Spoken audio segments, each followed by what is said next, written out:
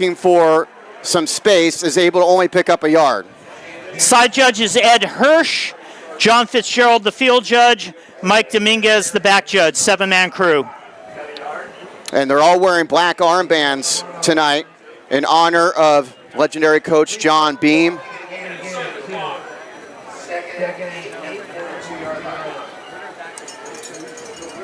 Yes, nice for the NCS to honor Coach Beam. Obviously well-deserved. It's touched a number of lives as the Spartans run it over the left side with Jamal Johnson-Lucas.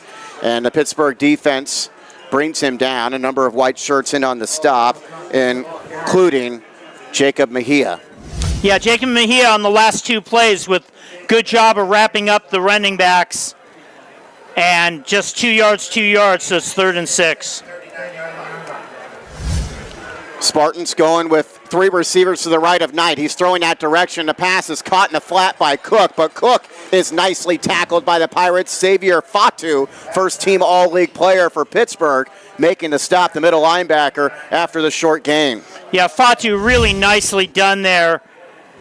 Cook out there on the side. They think he's usually going to be able to get some space, get some momentum going downfield, and here, right there comes Fatu. And just nothing doing. It's 4th and about 4.5, I think. Along with Damon Esper, Pat O'Rourke with you. Second quarter, Spartans leading 7-0. Late running on the field here is Turner Madge. The Spartans only had 10 guys out there. He's now a receiver to the right, 3 receivers to the left of Knight, and Knight will punt on 4th down. And nobody back to return for Pittsburgh. It will bounce inside the 35 and will be picked up by the Spartans. They barely got that off. Kind of fudging around there. Madge getting on late. Good job by this Pirate defense. You know, Spartan offense has been really humming along. And Pittsburgh this year, they're allowing just 17 points per game, but they allowed almost 30 points per game in their non-league contests. In their games involving BVAL teams, they're allowing 6.7 points per game. And should point out, last week Liberty was in the game late, but got 2 very late touchdowns to close it up. JaVale Jones with 3 receivers to his right. He wants to step up, but he's got nowhere to go, and he gets taken down by TJ Finau. Goes as another sack, this time not of the slippage variety. Finau and that defensive line. Pittsburgh's got 5 guys blocking 4, but time runs out. Pasa was closing in, and Finau finished it off. Second sack of the season for Finau, his 8th tackle for a loss this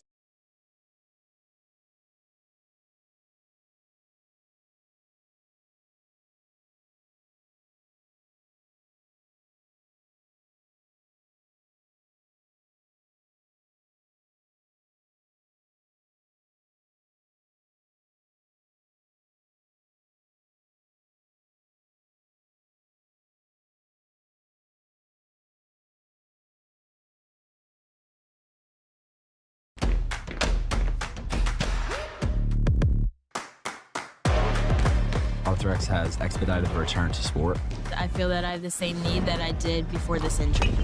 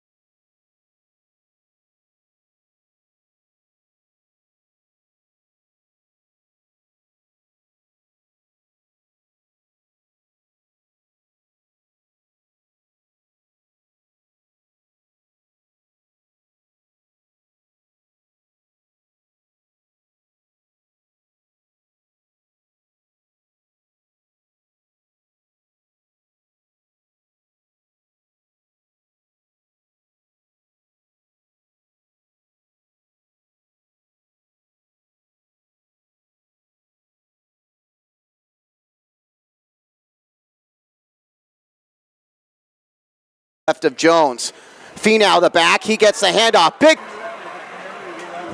And you can see all the little stars on the back of his helmet, and they are well deserved. He'll get one for this as well. Great blocking up front by the Pirate line. Hard to believe he had just over 100 rushing yards in the season coming in tonight. His 4th touchdown of the year there. JaVale Jones, the holder, Johnny Villanueva, the lawn snapper, and Luis Rodriguez to kick the extra point to tie this game up with 8:37 to go till half. And he gets taken out on the kick. He missed the kick. And it's left of Jones. Finau the back, he gets the handoff. Big. And you can see all the little stars on the back of his helmet, and they are well deserved. He'll get one for this as well. Great blocking up front by the Pirate line. Hard to believe he had just over 100 rushing yards in the season coming in tonight. His 4th touchdown of the year there. JaVale Jones, the holder, Johnny Villanueva, the lawn snapper, and Luis Rodriguez to kick the extra point to tie this game up with 8:37 to go till half. And he gets taken out on the kick. He missed the kick. And it stays a 7-6 De La Salle lead. Is there? I don't see. Okay, there's a flag thrown by the referee, and it's going to be running into the kicker of some kind. This Pittsburgh offense, they finally score the touchdown, but 3 trips, 3 possessions, 3 trips into the red zone, and here is a couple Spartans back there. Scott's the one who tripped him. He's in his motion, but you can't dive in a way that's going to knock him over. Pirates will not go for 2. They're just going to kick the extra point here. I from really don't agree with this. Oh, my goodness. Wow. High snap. The hold is down, and the kick is good. And that was, in fact, Carlos Torres in there holding, not JaVale Jones. Torres, the injured quarterback, who's not playing QB tonight, but he is holding, and it is a 7-7 game as the Pirates go 6 plays, 65 yards. And they do it in 1 minute and 41 seconds. Nice possession for Pittsburgh as they just kept getting big chunks after big chunks on that drive. Yeah, the Pirates really are looking strong on offense. 195 yards on 28 plays so far. De La Salle just 121 on 14. Jones was the holder on the first try there, and then Torres came on, but it didn't appear to me that Jones was hit at all by that rush, so I don't know if that was a strategic change or something happened. Yeah, Jones and Torres, like they've split time at quarterback, have split time at holder a little bit, but you expected Jones to hold since the injury to Torres. And he was, like you said, holding until that last try. So, real significant, those yardage by Pittsburgh. I mean, the last couple of Spartan opponents, they were having like less than 50 yards of offense in the first half. Yeah. And last week they only gave up 3 yards rushing to San Ramon Valley. And this defense is one of the better defenses, certainly probably in the last 10 years.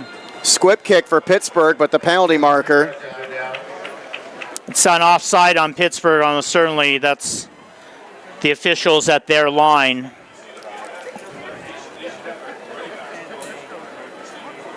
And it is. 7-7 game. The Pirates get the tying touchdown on the 10-yard touchdown run by Siotame Finau. The Spartans' touchdown was a 26-yard score from Brady Smith. See if the Spartans can capitalize with great field position here as Guzman will try again from 5 yards back. Nicholas and Jefferson both up to the 15, expecting a short kick. Sione Manoa in front of him. He was the one who returned the opening kickoff of the night. And there's another squib kick. It's going to bounce towards Nicholas. It goes right through his legs. He picks up inside the 15, backpedals inside the 10, running to his right, trying to outrace defenders. Past the 20, the 25, finally steps out shy of the 30-yard line. About as eventful of a kick return you'll see. And he touched it.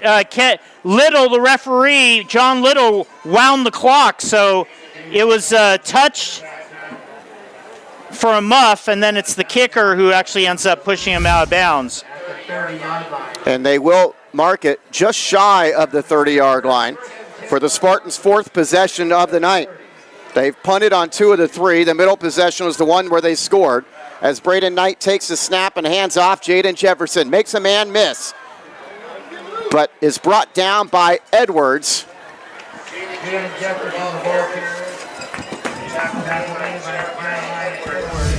Jeremiah Edwards, one of the safeties, along with Hawley, making the stop here. Here you see Jefferson gets through the line, tries to do a little jig there and get loose, but Harrison there to pull him down, and it ends up being a gain of about 4 yards. 2nd down and 6 for Knight with the split backs behind him. Hand the ball off again, and that's a big hole for Smith. Breaks a couple tackles, and there goes Brady Smith. Penalty marker is down as Smith takes it all the way to the end zone for 66 yards, but there is a flag down near midfield. Yeah, Maya Talona had his hands on his helmet back here. I assume he couldn't believe a holding was called. We'll see if we can pick it out here. Another great run for Smith regardless.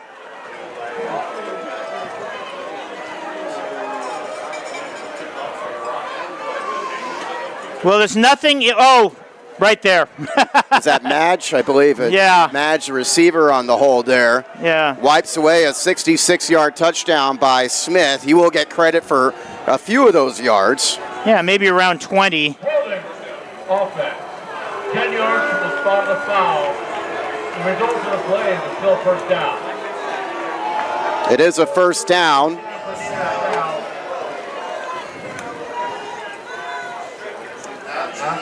7-7 game, 7:45 to go in the first half. North Coast Section Open Division Championship game from Diablo Valley College in Pleasant Hill.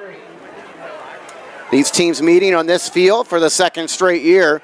They've met in the championship game 4 times in the last 5 postseasons. As Knight hands off Jefferson. No, Knight keeps it. Nice fake and a nice move for Braden Knight. He's inside the 30, the 20, Knight to the 10, to the 5, stretching for the end zone. Touchdown, Braden Knight. What a run.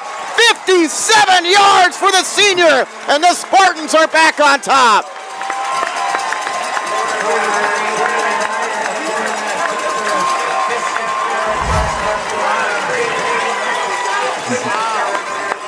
Here is the senior quarterback. So we knew he was going to get run down. Kenneth Ward was chasing him, and just in your head, you're like, he's got no chance. Ward's twice as fast as him, and here you see him closing, and then this final 15 yards, he's able to drag him along and somehow get into the end zone. The extra point is good to make it 14-7. Maybe if we can see it again here. Here's the tail end of this run with Ward trying to bring down Knight. You see he first made contact at the 15. See that elbow? Does Knight play hockey? He plays lacrosse, right, or no? No, he doesn't. But it looks like he could play a bunch of sports with that kind of athletic ability to use his strength there on the run and get it into the end zone. It's a guy we've talked about all year, how he's a better runner than anybody gave him credit for at the start of the season. He's put together a very impressive season running the football. That was his 10th rushing touchdown of the year, and it goes for 57 yards in the Open Championship. Yeah, his 10th and easily his best. That's on the highlight reel, and I don't know if it's going to impress any colleges or whatever, but it's certainly a keepsake. No question about it. 57-yard score for Knight. 3-play, 70-yard possession. It took 1 minute and 2 seconds, and the Spartans are up by a touchdown again at 14-7. Still plenty of time to go in this first half. A very entertaining first half here in Pleasant Hill. Happy to have the good weather this time around after the rainy weather last year. Pirates return this football from the 1-yard line. It's Ward. Ward off the left side. That's actually Jari Alexander, and Alexander, a great return all the way out to midfield before he's finally taken down by the Spartan special teamers. Yeah, look at this. Just great speed, great burst, gets to the outside, and finally Borba gets made her contact. made contact. Finally, it was Cadet, who got a New Jersey, by the way, who brings him down. And Pittsburgh starts inside Spartan territory at the De La Salle 49. Remember, they've taken it in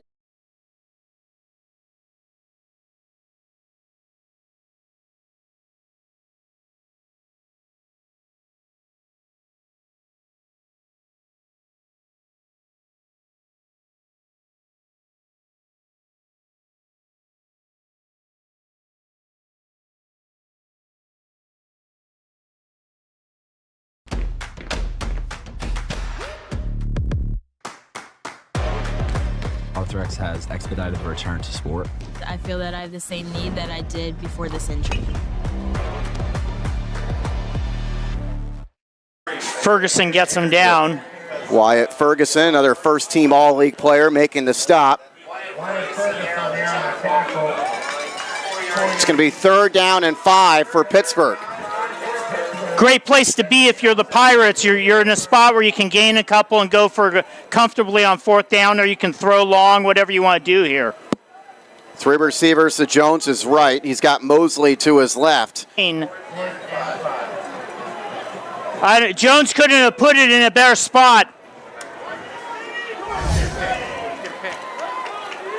Lewis came in, 9 catches on the year. He's been very active. 4th down and 5 from the Pirates. Spartans trying to hold him to a 3-and-out after that long return by Jari Alexander. They're calling timeout here. So Pittsburgh will call a timeout with over 6 minutes to go till half.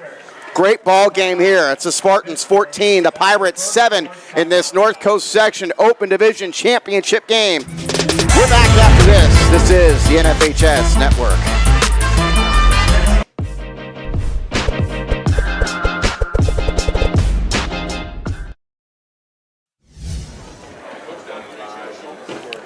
From Diablo Valley College, it's 14-7 in favor of De La Salle, meeting Pittsburgh in this NCS Open Division Championship game, the 8th year of the NCS Open, the 5th time these two teams have met in the final. The Spartans come in, winners of 32 consecutive North Coast Section Championship games. The last time they lost was back in 1991 to the Pittsburgh program. This historic program from Pittsburgh, it's been around for over a century, looking to pull off another big upset tonight. 5 receivers for JaVale Jones out of this timeout on 4th down and 5.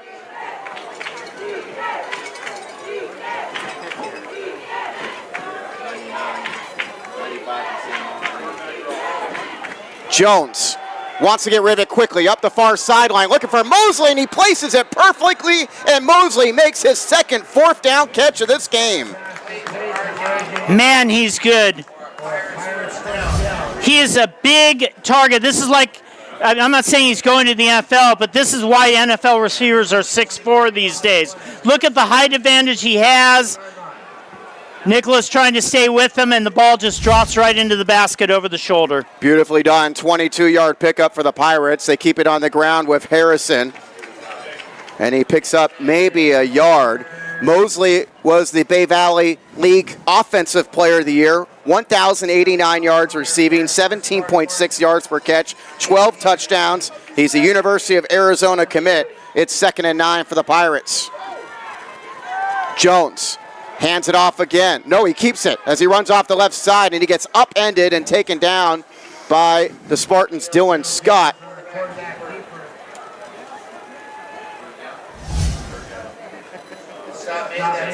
He is so deceptive on that fake handoff. Has it all the way in the mesh, pulls it back. Scott lucky he's got his foot. If he doesn't trip him up, that's even bigger. Yeah, Jones has gotten me a couple of times with those fakes. Here it's 3rd down and 4. Jones throwing, looking for his receiver up the left side again. He puts it up there, and there isn't Mosley again, but he's out of bounds. Scott on the coverage of the 6'4" player. That was close. Again, just look at this. Just lobs it up there, the fade. Scott's on him. He gets up, but he just can't get his feet down. And here we go, another 4th down for Pittsburgh. They've hooked up, have Jones and Mosley a couple of times for some 4th down conversions, and now they've got a 4th and 4 as they are in the red zone for a 4th time this game. De La Salle just switched up the coverage. They moved Jefferson on to Mosley. Mosley, big height advantage, no matter who's covering. Jones comes the other way, though. He's looking for Ward, and Ward makes a catch in the back corner. Touchdown, Pirates. They convert another 4th down, a 16-yard hookup from Jones to sophomore Kenny Ward. Take a look at this here. Ward coming off the outside right, and he just gets tons of room, tons of space away from Scott. And very interesting, they go right to Ward after they switch Scott off of Mosley. Terrific receiving core at Pittsburgh. Those two, King Wade's also a good receiver, and we've had, of course, a number of other guys make catches already for the Pirates. Torres in there holding again for Rodriguez. The extra point to tie the game is good. It's 14-14, 4:55 to go in the first half. A sensational NCS Open first half between these two teams. And Jones, the sophomore, has been playing terrific for Pittsburgh as he just orchestrated an 8-play, 49-yard drive that took up 2 minutes and 39 seconds. It's a Spartan defense that came in allowing just 8.7 points per game, 192 yards per game, and Pittsburgh has already surpassed that average in this first half against the De La Salle D, which has been so stingy this year. Spartans late getting out there, so now Pittsburgh was already lined up. They start to huddle up, and the officials say, hey, let's go. Big series here for the De La Salle offense. You got to feel like they've got to grind clock, but more importantly, score 6. Yeah, they don't get the ball to start the second half. Yeah, exactly. That's what I was going to say, is that the Pirates will get the ball to start the second half. Unless De La Salle onside kicks. You heard it here first, folks. Here is the squib kick, and it's a big bounce over the Spartan Outmen. It's returned from the 24-yard line. It's Dylan Scott on the return, taking it all the way out to midfield. So the Spartan offense will get good field position as they look to go back in front.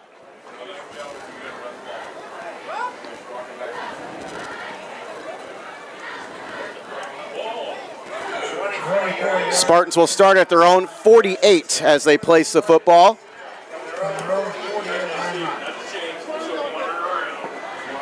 Jamal Johnson, Lucas, and Brady Smith are the backs behind senior Braden Knight.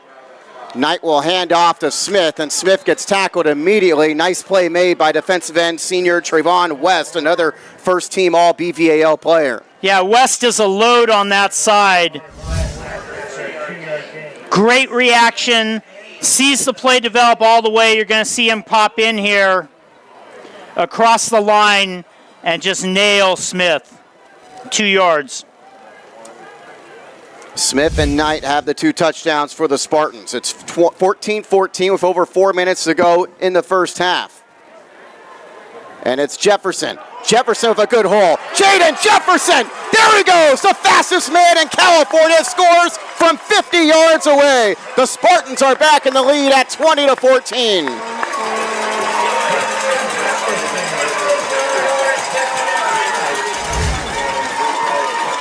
The 12th touchdown run of the year for Jaden Jefferson.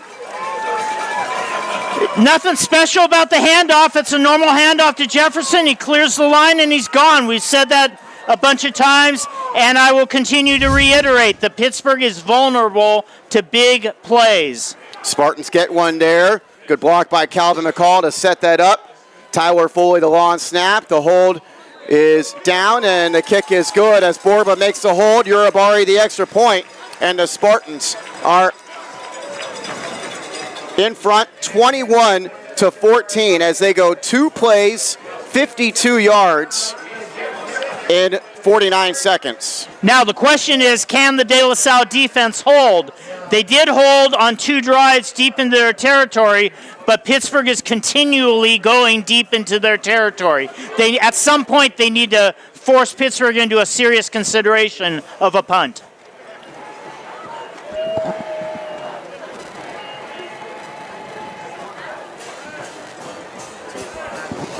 And Mr. Touchback Borba will take this kickoff. So I think the strategy is to try and get this into the end zone.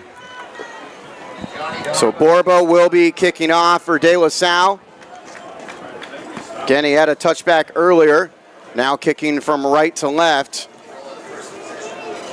And this one will, in fact, get into the end zone. All right, they got plan 1 done. Pittsburgh on their 5th possession now. First possession, they start at the 20. They got as far as the Spartan 12, missed a 28-yard field goal. Second possession, they start at their own 20, got as far as the Spartan 1-yard line, turned it over on downs. Third possession, they went 65 yards for a score. And their fourth possession, they went 49 yards for a touchdown.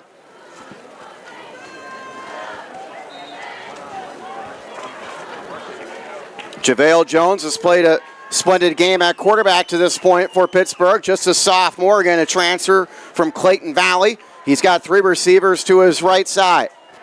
And he'll give a pitch. This is Kenny Ward in the backfield, taking the pitch and taking it outside before he's forced out of bounds in that far sideline. Ward, we saw him in last year's championship game when he was just a freshman. High pitch from Jones, but Ward has it all the way. And Jefferson finally knocks him out, but he gained 5. The 8th carry of the season for Ward. He's got 26 catches as well. Had a couple catches, 43 yards against the Spartans in last year's game. 2nd down and 6 for Jones. Jones stepping up to throw for Mosley again, up that far sideline again, and it's incomplete as Spate and Jefferson were there on the coverage. Jones took a massive hit from Wyatt Ferguson, down for a couple of seconds, but he's up now. We'll see Ferguson fight his way through right there, and just after the release, Jones had to pay for that one. God, Mosley almost pulled that in again. My goodness. He's a guy that came in with a touchdown in 4 consecutive games, 12 touchdowns on the year. He also has a passing touchdown this year, does Mosley. 3rd down and 6. Big play in this game here. The Pirates down 7. Across the middle, pass is complete, and they get the first down as Miller makes the stop on King Wade. Again, that middle underneath the zone. You'll see the space that they had for King to operate. Wade, also a transfer who played last year at Valley Christian in San Jose. 1st and 10 for the Pirates.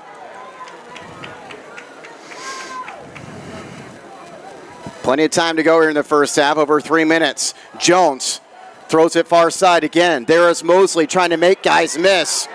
And the Spartans eventually bring him down. It was Jefferson who first grabbed a hold of him after a pickup of 5 or 6 for Mosley. Zion Cadet in there. Cadet gets his hand on him, misses. Vargas can only spin him around. Jefferson holds him up, and then Cadet comes in and helps him finish.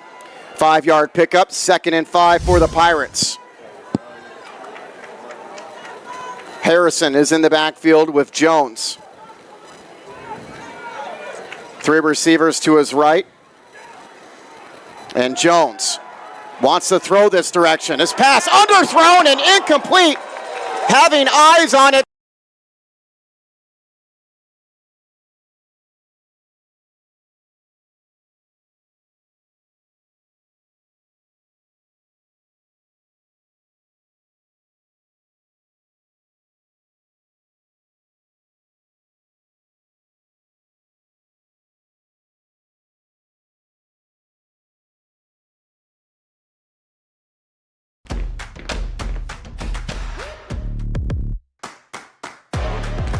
Arthrex has expedited the return to sport. I feel that I have the same need that I did before this injury.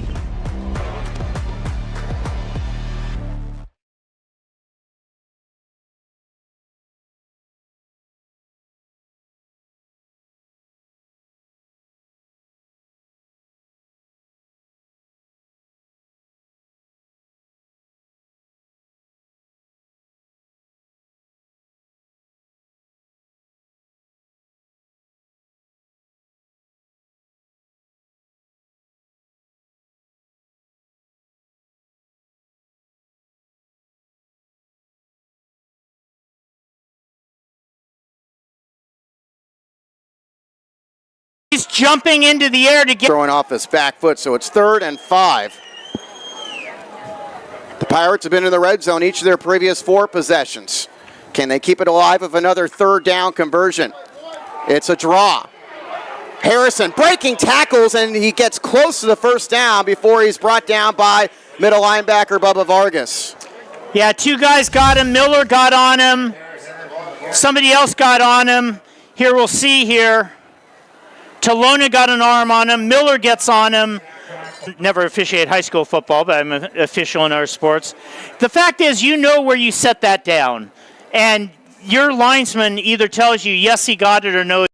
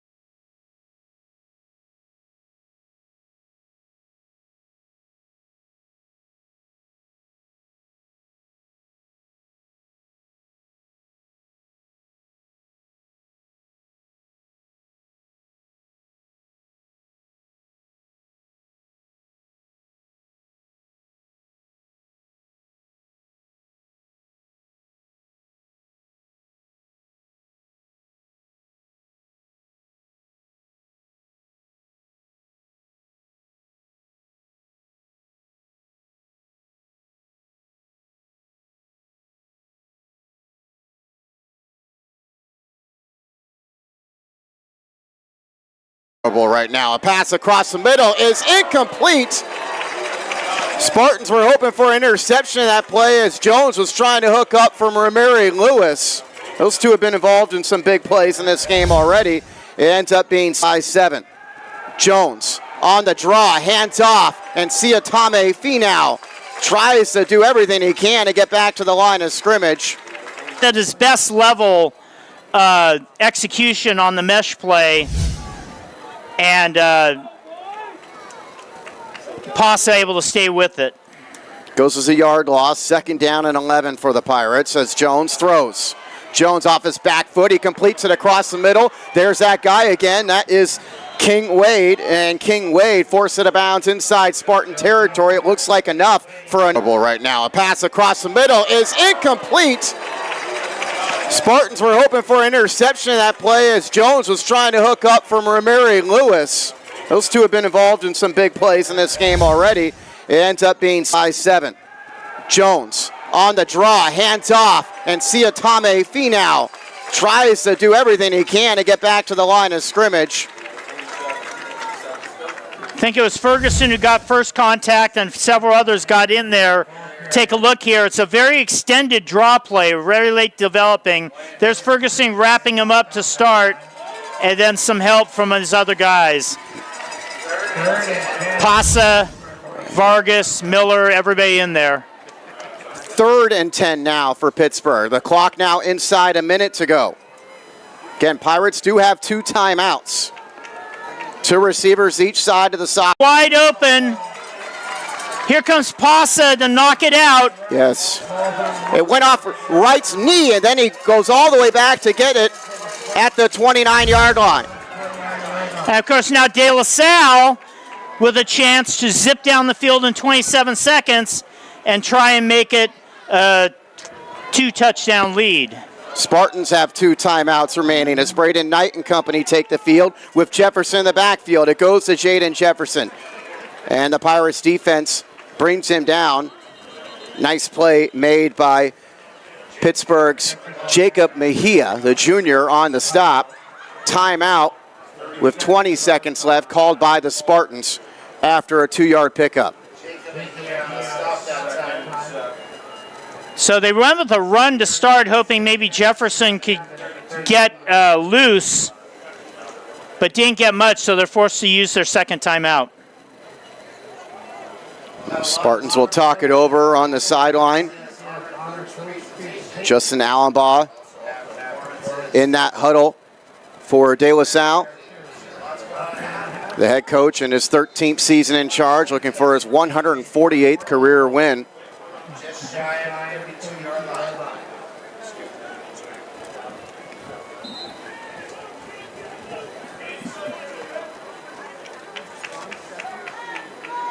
So 20 seconds to go. Spartans 1 timeout remaining.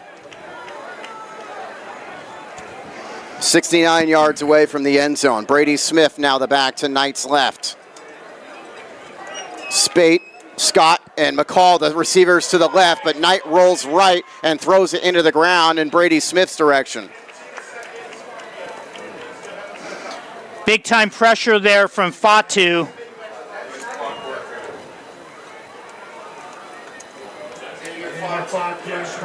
15 seconds now. 3rd and 8 coming up. You would think that they have to throw it, but they do have Jefferson on the field. But if they don't feel comfortable, taking the chance on the handoff with a large possibility that that's it, you would want to think that they'd want to throw it near midfield so they'd have, say, 7-8 seconds left to try and do something else. Knight's going to take this one under center with Smith and Jefferson behind him. They're just going to run the veer? Yep. And they run it with Smith, and Smith gets taken down at the 30. Nice tackle made by the Pirates. Angana Tau. There you go. Ball's at the 31, and the clock is at 0. So that takes us to the end of the first half.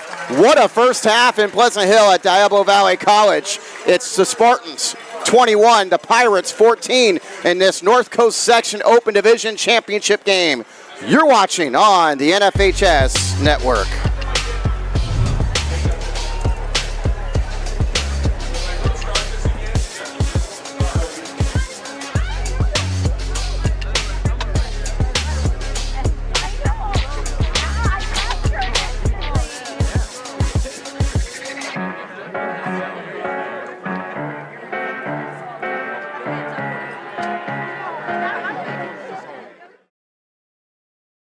Commemorating the most important moments in your life through something that you'll actually wear and use is the reason I was drawn to it immediately. It doesn't get talked about enough. Championships are hard. They're hard to win. I do think there's a place for rings, right? But I also think there's a place for championship watches, because the watch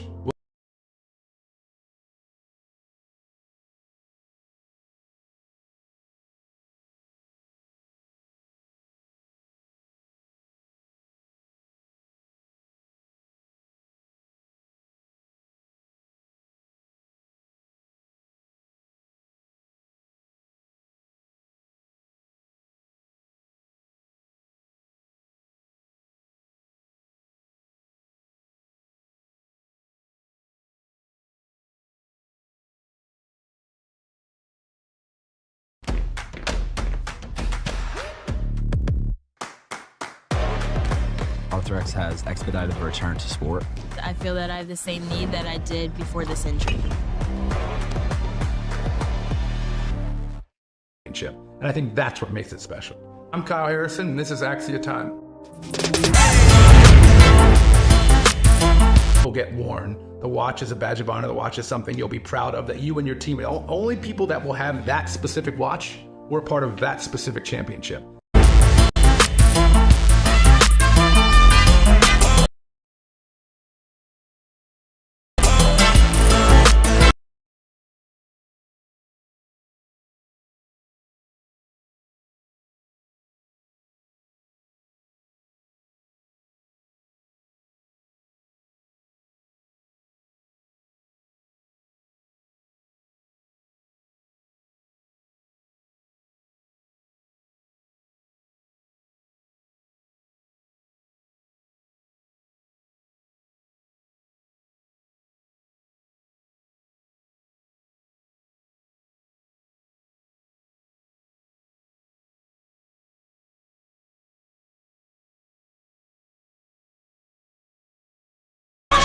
for joy with First ever.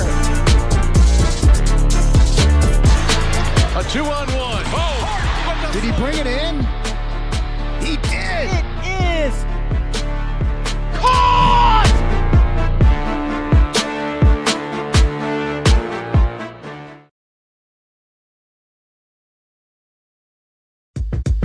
Our number one priority is protecting our players.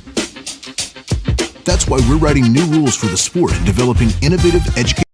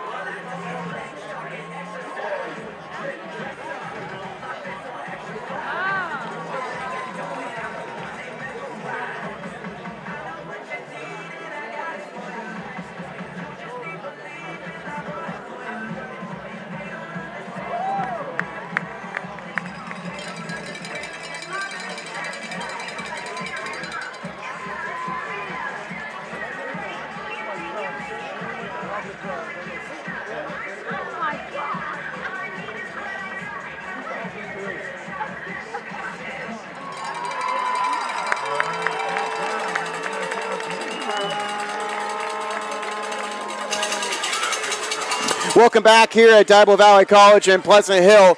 The Spartans leading by a score of 21-14. De La Salle in front over Pittsburgh. Let's recap this first half of action. The Spartans went 3 and out to start the football game, punting the ball to Pittsburgh. Pittsburgh would take over at their own 20-yard line. They would get as far as the Spartan 12-yard line. They would have to settle for a field goal.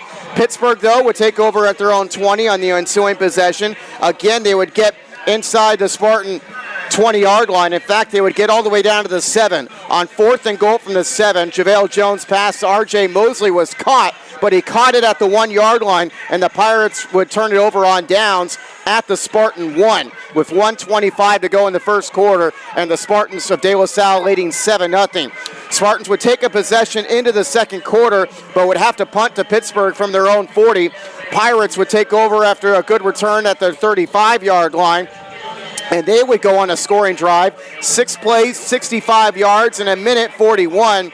It was Siotame Finau had a nice 30-yard run in that possession, and then he had the 10-yard touchdown run to tie the game up at 7 after the Rodriguez extra point.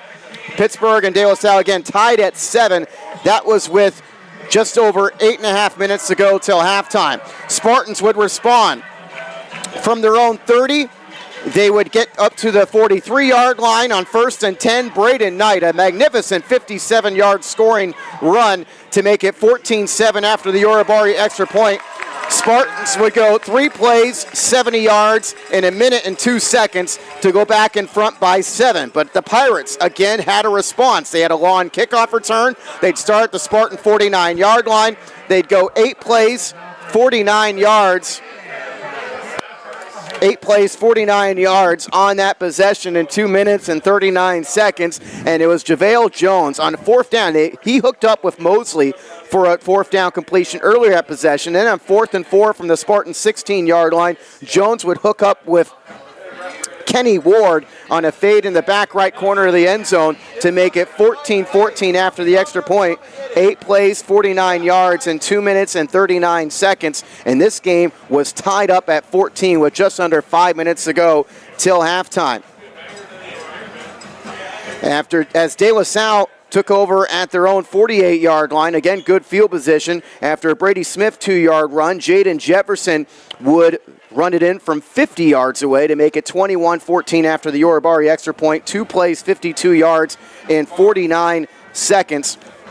The Spartans would go back in front with over 4 minutes to go till half. The Pirates, again, would start at their own 20. Again, they'd go on a decent possession. They would move it inside Spartan territory, but after a passing completion to Kenny Ward, he would fumble the football, knocked loose by Pasa, recovered by Tershawn Wright, and the Spartans took over with 27 seconds left in the half at their own 29-yard line. They'd run a couple plays before halftime, and that's where we stand right now. De La Salle 21, Pittsburgh 14. The Pirates do have the ball first to start the second half.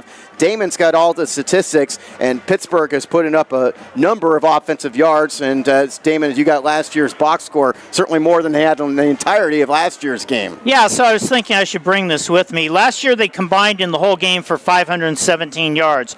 They've got 550 yards between the teams tonight. So a little bit different here. Even though you think combined 500 yards is okay, it's a 10 equals 10-7. The one thing that hasn't changed is De La Salle had 0 yards passing last year. They have 2 so far tonight.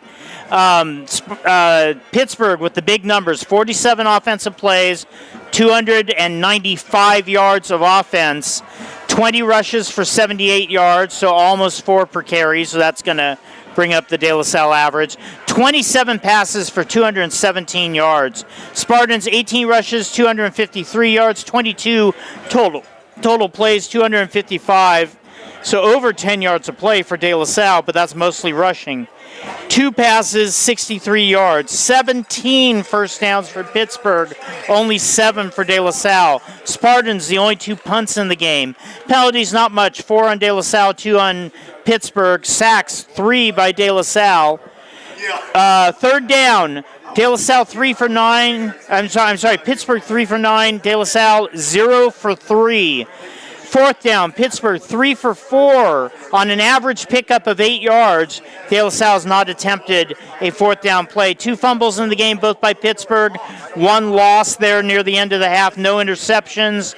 And although we've had several big plays, no 60-yard plays. Leading rusher for Pittsburgh is the fabulous Siotame Finau. 3 rushes, 40 yards, 1 touchdown.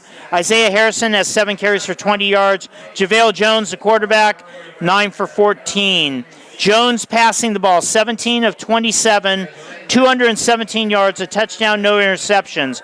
Rolf Mosley, R.J. Mosley, 5 catches on 8 targets for 64 yards. Kenneth Ward, 4 for 58 on 5 targets. King, and Ward had the touchdown. King Wade, 3 for 39 on 5 targets. 8 Pirate players have caught a pass. For the Spartans, running the ball, Jaden Jefferson, 6 for 116 and a touchdown. Brady Smith, 7 for 69 and a touchdown. Braden Knight, 1 for 58 and a touchdown. Knight throwing the ball, 1 for 4 for 2 yards. Landon Cook caught that ball and only got 2 yards because of a terrific tackle, as I recall. On defense for Pittsburgh, again, tackles are unofficial here. Got a couple tackles each for Jeremiah Edwards, for Ha'angana Tau, and for Trayvon West. Tackle for loss for Tau. For the Spartans, leading tackler is Jaden Jefferson. That's never a good sign. 4 solo, 1 assist from the defensive backfield. Bubba Vargas and Landon Miller each also have 4 tackles. Landon Miller does have a sack and 2 tackles for loss. So a very different game from a year ago, as we, I'm sure, are talking about ad nauseum.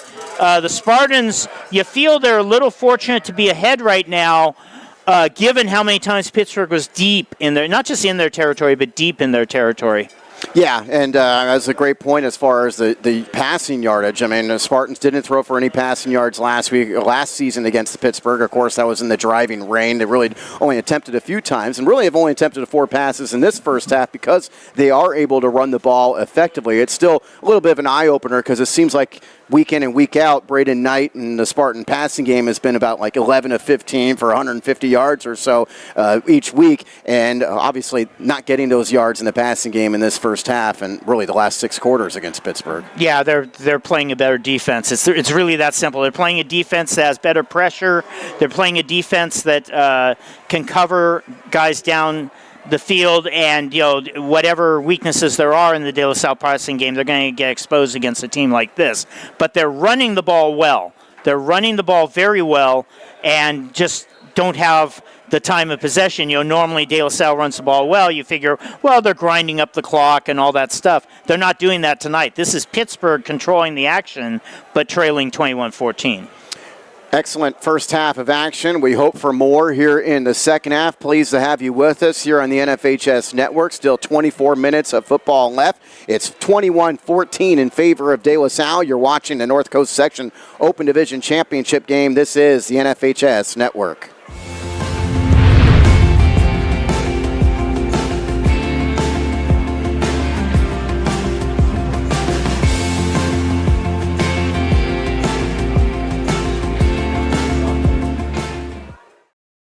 Commemorating the most important moments in your life through something that you'll actually wear and use is the reason I was drawn to it immediately. It doesn't get talked about enough. Championships are hard.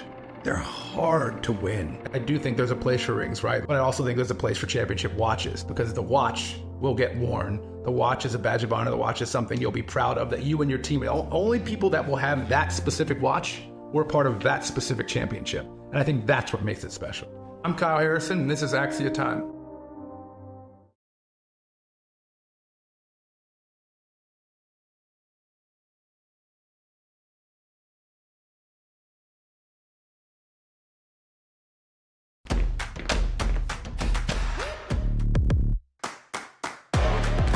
Arthrex has expedited the return to sport.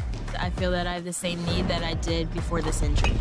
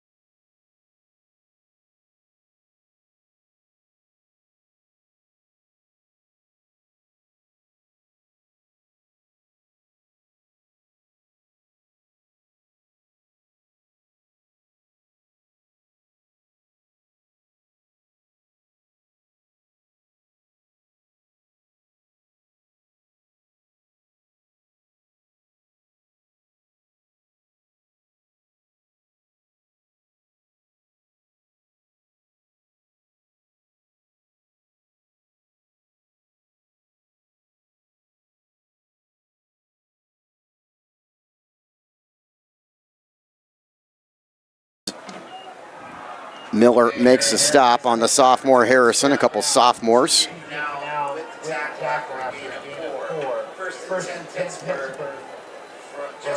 Pick up a 4, first down for the Pirates.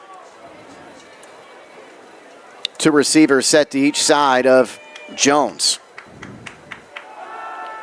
Getting rid of it quickly as he has tonight. He finds Ward, and Ward grabbed by the ankles, or else he could have taken to that. On play action, Jones comes our way again towards Ward again. Ward immediately tackled by Dylan Scott. Nice play. Made a bunch of other guys in the hunter green jerseys that bring him down after a pickup of 3.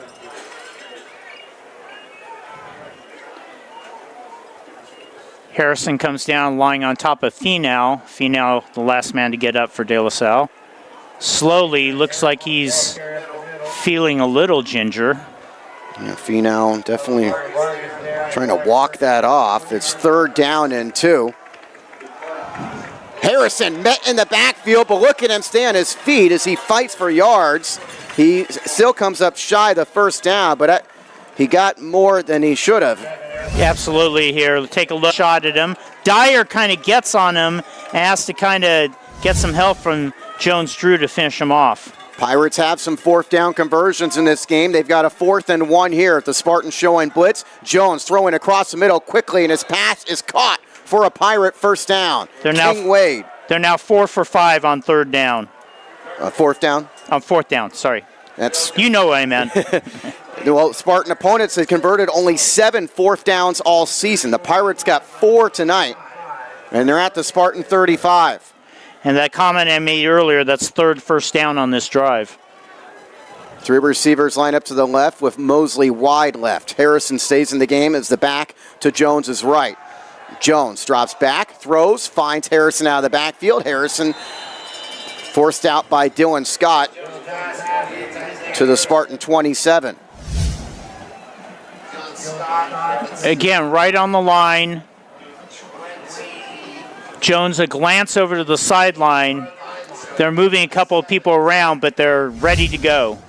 Pickup of 7, 2nd down and 3. 2 receivers each side of the sophomore quarterback. He's looking left. Now comes across the middle. His pass complete. They continue to get those slants. Vargas makes a tackle, but not before King Wade makes another first down catch.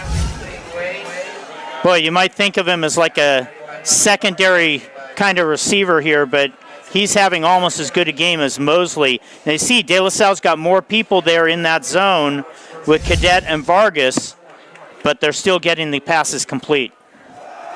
Hand the football off. That's Finau who gets hit by Vargas after he was initially grabbed onto by Pelipasa.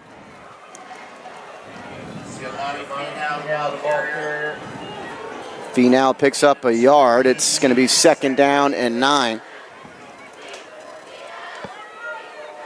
Jones throwing, rolls a little bit to his left, far sideline, pass complete to Mosley. Tackled by Jefferson after a pickup to the 16-yard line. It's going to be 3rd and 6. That was just a 3-yard pickup for Mosley. But they're successful on 4th down and thinking 4th down at all times, so picking up 3 is fine. Finau is the back to the left of Jones. Ball in the far left hash. Pittsburgh trying to tie this game up. Good opening possession of the second half. Jones, pass in traffic, is caught inside the 10 for a first down. Jelani Dyer makes a tackle of Kenny Ward, but it's 1st and goal. You watch this game, you'd never believe that this is a terrific De La Salle defense. Pittsburgh really grinding them up, especially through the air. Pittsburgh averaging 41 points, 425 yards a game, and their offense is living up to those numbers in this game, the way they've been able to move the football. The 5th time they've been in the red zone tonight. They're inside the 10 now. Harrison is the back to the left of Jones. Jones gives it to him. Harrison grabbed by Wyatt Ferguson and taken down.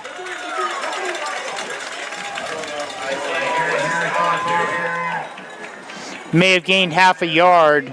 I'm surprised. It looked like that was going to be a loss, but the spot is right at the 8-yard line.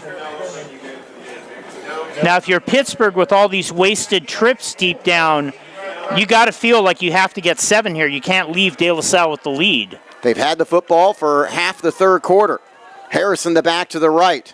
Jones gives it to him. Harrison tries to jump through the pile and tries to move that pile, but is going to have to settle for maybe a couple of yards. Pasa, Ferguson, Vargas all in there. Pirates have had the football for 6 minutes and 25 seconds and counting. They've got third down and goal from the Spartans 6. Mosley up top. He's over on that side with King Wade in the slot. Here's Jones coming, looking the other way. Now rolling the other direction. To this right, his pass towards the end zone, incomplete. Spartans had good coverage out there on Harrison. Deuce Jones-Drew was in the way of Harrison to make it 4th down. That was a dangerous throw. He underthrew it. It wasn't quite underthrown in the right way for Deuce Jones-Drew to pick it off, but he was closer than Harrison to that pass. And it looks like they're thinking field goal here. Well, the Pirates going to try a second field goal attempt. They missed earlier in this game on a 28-yard attempt. Torres is the holder for Rodriguez. Again, he's made 4 field goals this year. The longest being from 44. This one is from 24.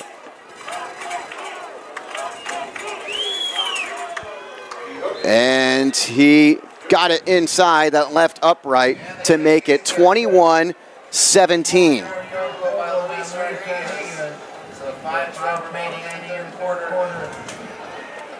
So the Pirates get the 3 points. They move the football 74 yards on that possession.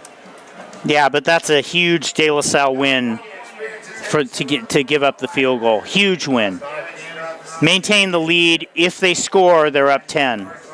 After the Pirates had converted 4 fourth downs tonight, they kick the field goals. They get within 4, 17 plays, 74 yards in 6 minutes and 48 seconds. The longest possession of the night, both in terms of plays and time. And the Spartans will finally get their first possession of the second half after this kickoff. Jaden Jefferson is the lone man deep. He's got 4 guys in front of him. Spartans bringing the second man up because of these ground ball kicks that they've been kicking. We'll see if they try it again.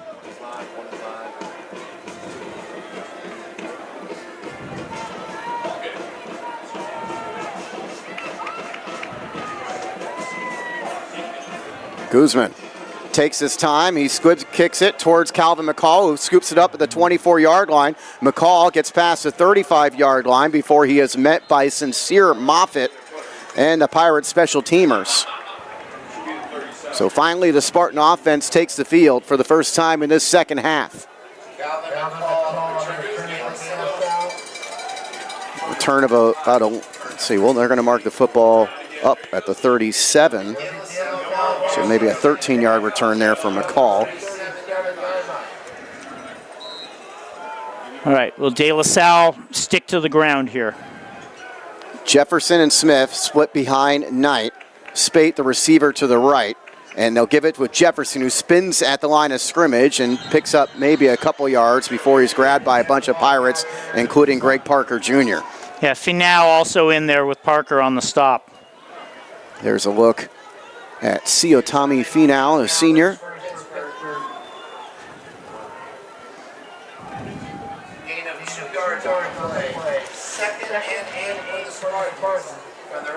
Spartans have had some big plays in this game.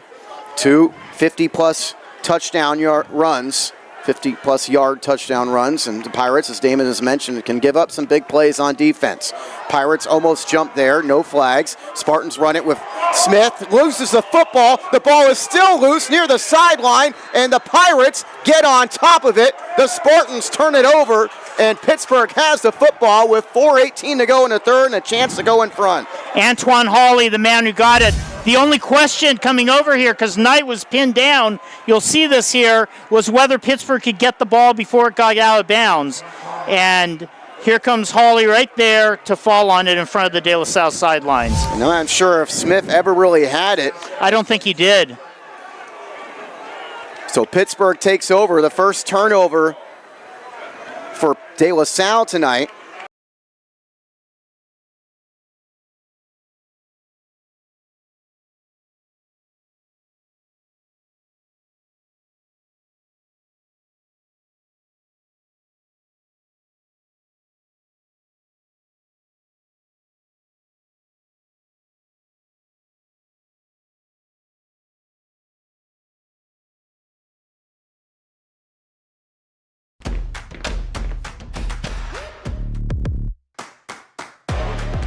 Arthrex has expedited the return to sport. I feel that I have the same need that I did before this injury.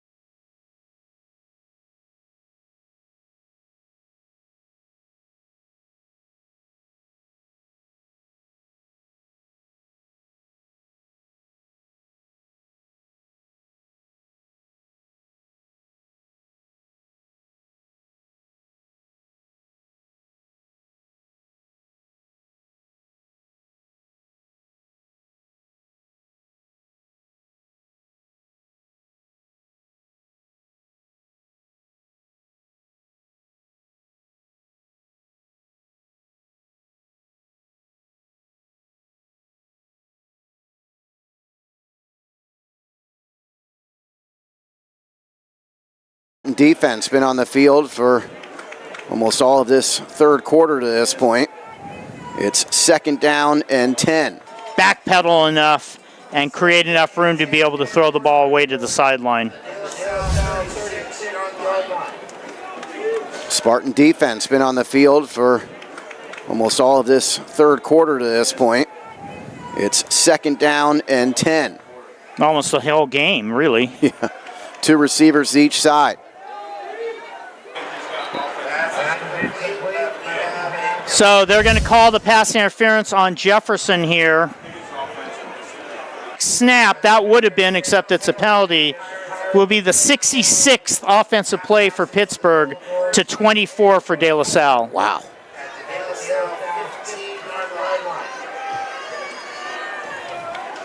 First and 10 from the Spartan 15. Here are the Pirates again in the red zone. This is their 6th trip inside the Spartan 20 tonight. Harris in the back to Jones's left.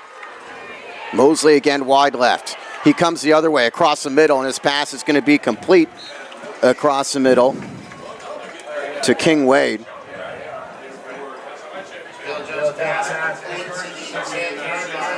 And it's second and 6.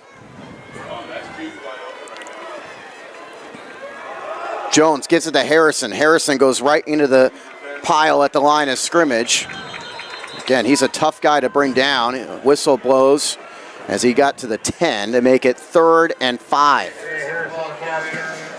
That rugby scrum there.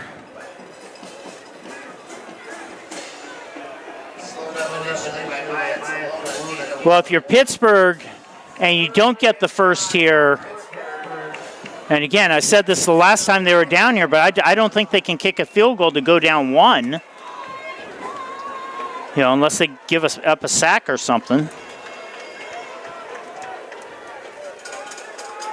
Yeah, this will be a very interesting couple plays here. 3rd and 5 for the Pirates, as we have almost 2 minutes remaining in the third period. Mosley and Wade are the receivers to the left. Moore off to the right side. Under 5 seconds on the clock. Also over there, Ramiro Lewis. Pittsburgh a little confused here, and there is going to be a delay of game. Unless Pittsburgh got a timeout first, and Charlie Ramirez did call the timeout first on the Pittsburgh sideline to... Yeah, but a second half timeout is a terrible thing to have to waste there. But you had to call it. Yeah. You're taking too long. Well, there was a lot of confusion. Pirates were lined up for a while there, but confusion about where they were end up before that snap would be taken. Sometimes you get caught up in trying to have the perfect play in there, and so you're worried, oh, we got to get another one in or a different thing in or something. and you put yourself into a little bit of trouble with the play clock. Both teams huddling up here with this timeout with 1:59 to go in the third. The Spartans of De La Salle leading Pittsburgh by a score of 21-17.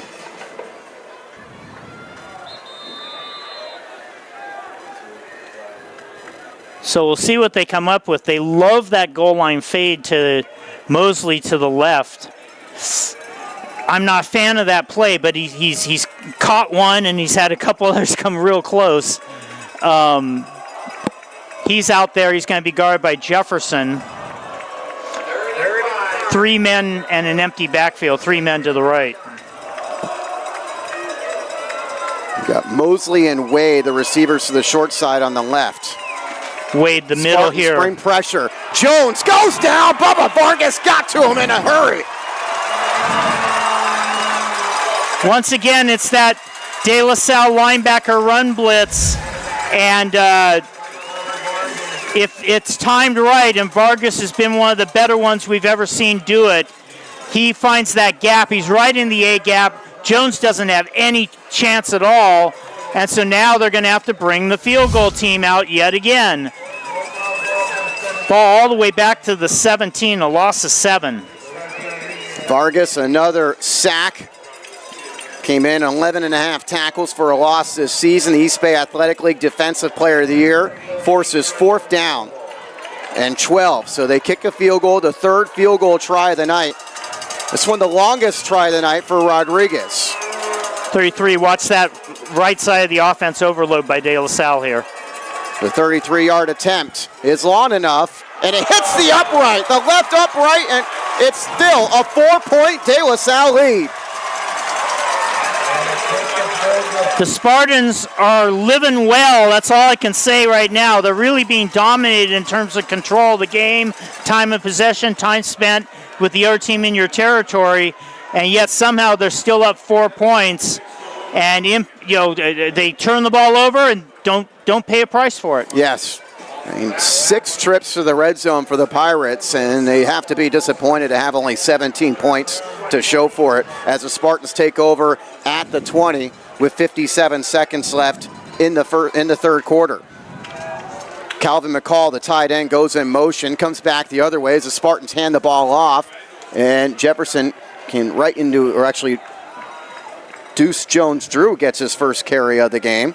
Who we were told was not going to be playing offense tonight. And he had really seemed like until that, but the Spartans, I think they just thought maybe we'll try somebody else back there. But, I mean, they're averaging close to 10 yards a carry. It's not they're not in trouble on the running game. Pickup of a yard. It's 2nd down and 9. Jones-Drew gets it again, and he gets flipped after picking up just a couple of yards. Nice play defensively made by Pittsburgh Xavier Fatu. Yeah, I was going to say, it was hard to see who got him, but once Fatu came out of this pile, you knew it was him. Yeah, exactly. Yeah, I didn't see it either, but I saw a celebration. There it is. So that's going to be the end of the third quarter. De La Salle going to have a 3rd down at the other end. Pittsburgh had the football for all but a minute 45 of that third quarter. They settle for the 3 points in the frame, and it's a 21-17 De La Salle lead as we head to the final 12 minutes. You're watching the NCS Open Championship game. This is the NFHS Network.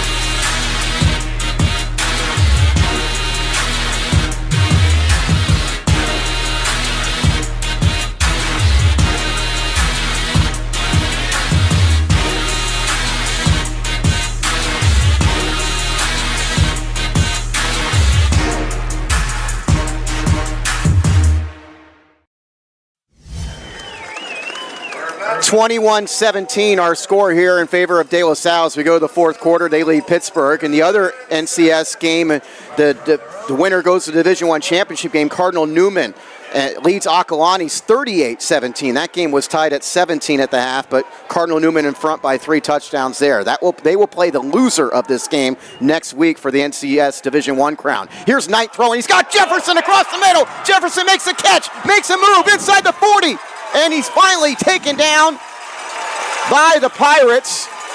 Truly Bell after another big play for Jaden Jefferson.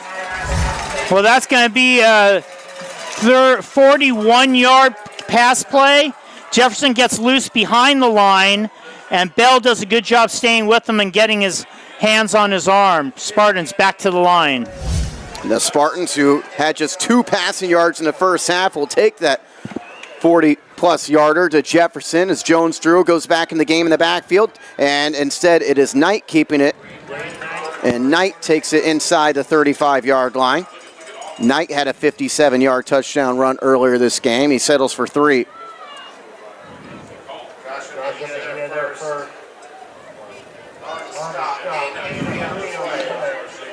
Well, of course, they're taking their time now, hoping to go up by double digits. But I think the main thing is they've got to attack. They've got to look for their big play, continue to look for the big play. Jefferson and Jones Drew again in the backfield. Jones Drew breaking some tackles to take it down to the 30-yard line. And maybe that's why Jones Drew is on the field, but it's not that Brady Smith underperformed or anything. Smith scored the first touchdown of the night for the Spartans from 26 yards out. Right now we're in the fourth quarter, less than 10 and a half minutes to go. De La Salle leading Pittsburgh by 4. And Smith, Go ahead. Smith has 69 yards, so he's doing fine. Scott and Madge are receivers to the left. McCall, the tight end, on the right side as Jefferson and Jones Drew split the backfield. And it's Knight on a good fake, keeping it over the left side. Breaks a tackle, loses the football. And the Spartans pounce on it.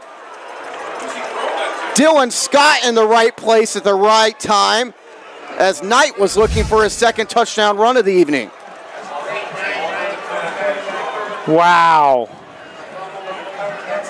He had just avoided a hit. I think he was re-squeezing the ball after Antoine Hawley hit him. And incredibly fortunate that Dylan Scott was right there. Dylan Scott, the two-way player, having a great year, and he had the nose for the ball there to keep this possession alive. Spartans in danger of turning over a second time this half. It's still Jones, Drew, and Jefferson. It goes to Jefferson between the tackles, and he is met immediately there. Looks like Haangana Tau on the stop. 2-yard pickup for Jefferson. The first team all-league player, Jefferson, will come out for this play. Nicholas, Spate, Scott, all in the game as receivers. Jones, Drew's the one back to Knight's right. The 3 receivers on this right are bunched, and it's a pitch to Jones, Drew, looking for a block on the edge. Trying to take some Pirate tacklers with them down to the 6-yard line. Look like Edwards among those in the tackle, and also Mejia, Jacob Mejia. Spartans started this possession with 51 seconds left in the third at their own 20. Now we have 8:20 to go in the fourth. And they're at the Pirates' 6-yard line. 3rd and goal for this Spartan offense. That's 45% on 3rd down this season. I don't think they're kicking unless they lose yards on this play.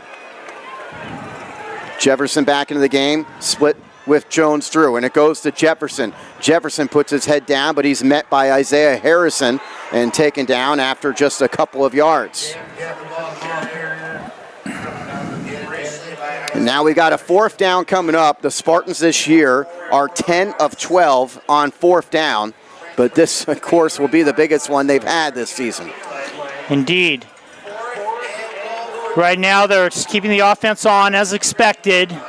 They got 3. Nope, here comes Borba. Wow. Borba Uribarri, they're going to kick it. It'll be a 20-yard field goal. I am very shocked at this. I'm surprised as well. 20-yard attempt for Uribarri. Foley the lawn snapping. Borba the hold. The kick is away, and it is good. And the Spartans are up 7. It's 24-17 with 7:11 to go. You're watching the NCS Open Division Championship on the NFHS Network.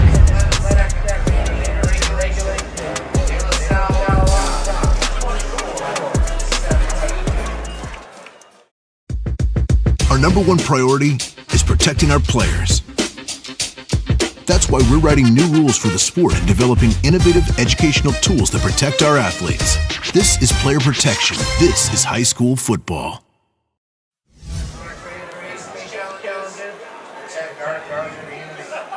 Spartans go 10 plays, 77 yards in 5 minutes and 40 seconds. They settle for the 20-yard field goal by Justin Uribarri, his third field goal of the season, to go up by 7 again, 24-17 with 7:11 to go. Again, they've given up 375 yards. Their defense has to do something. 372, actually. And this kickoff is going to be well short from Borba. Returnable for Pittsburgh from inside the 10-yard line. And getting met was the return man. And then a tackle as the Spartans make the play with Zion Cadet on the stop.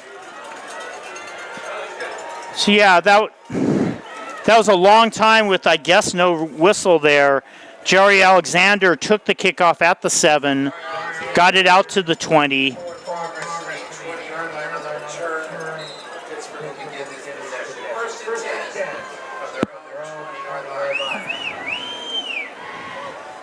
So the Pirates start at their 20. That hasn't been a problem tonight. They even have started the 20 a number of times and have gotten it inside the Spartan 20-yard line. 6 times tonight they've been inside the Spartan 20. You keep thinking, when is De La Salle's defense going to actually shut this offense down? It hasn't happened yet. No turnovers for the Pirates as Jones backpedals, throws. He's got his man across the middle as Vargas makes the tackle on the receiver, Jari Alexander. The junior making the catch, his first catch of the night.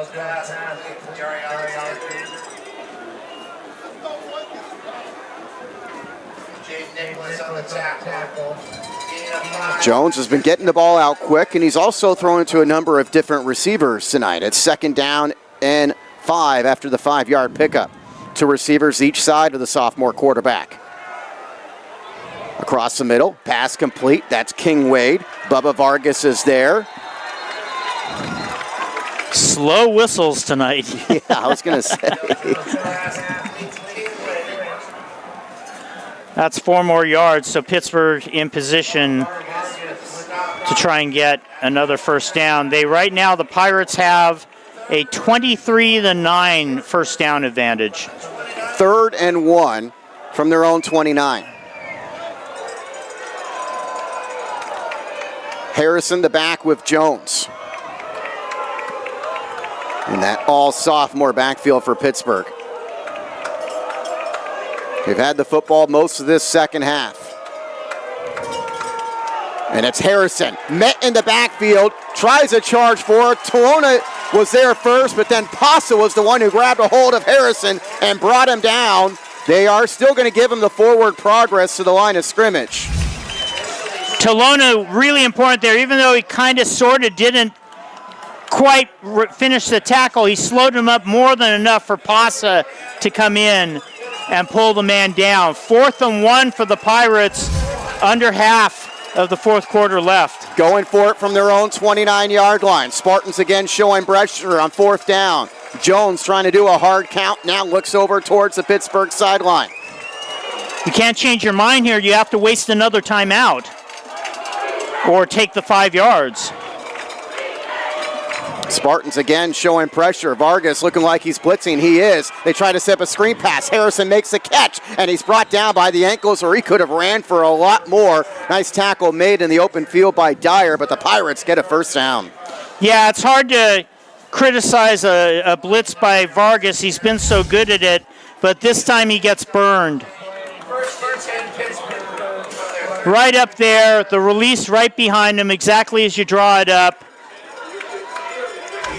Good call by the Pirates sideline as they get the first down and another fourth down conversion. 5 of them tonight. Again, Spartan opponents had 7 all year in the first 11 De La Salle games. Here's Jones with a decent pocket. His pass to Ward. Ward gets hit, breaks that tackle, and charges forward.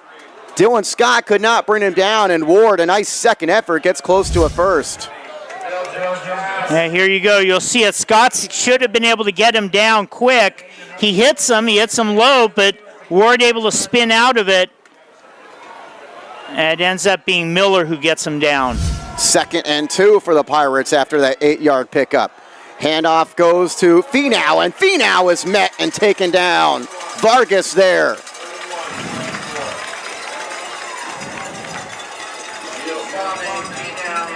They're going to give him in the forward progress a yard to make it 3rd down and 1.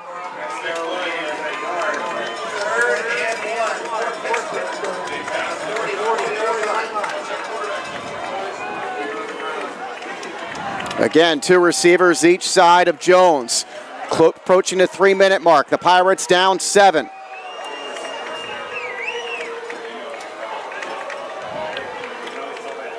Pittsburgh looking over to the sideline. The play clock now down to 5. Jones throwing immediately. His pass behind his intended target, incomplete. He was looking for Kenny Ward.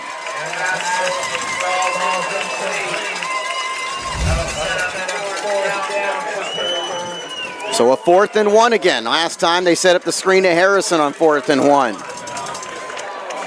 Ward got the separation there. The ball was just thrown behind him. Another 4th down for the Pirates.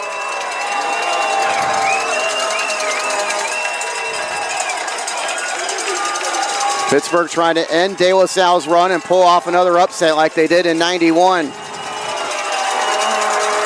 Spartans showing pressure. They'll run it with Jones. Jones stopped shy of the line. Can he get there for a second effort? No, the Spartan defense holds. Whole lot of people in there. I think that Ferguson might have gotten some contact. I know that Talona did. Vargas in there as well.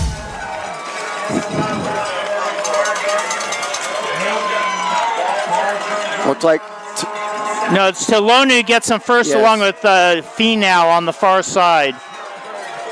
Spartan defense, vulnerable all night, makes a big play with 2:44 to go. They have the football and a 7-point lead. Pitt has 2 timeouts remaining. Well, we assume this is staying on the ground here. Braden Knight takes his snap out of the gun with Jones-Drew in the backfield. He'll hand off to the junior Jones-Drew. Jones-Drew trying to spin his way around the line of scrimmage, but nowhere to go. Just bodies piled up in front of him, including Antoine Hawley there. And Pittsburgh will use up their 2nd timeout. No 2-minute warning, of course, in high school. Spartans will be able to run the clock out if they get either 1 or 2 first downs. I think 1, if it takes them to the 3rd down to get the first down, it's over.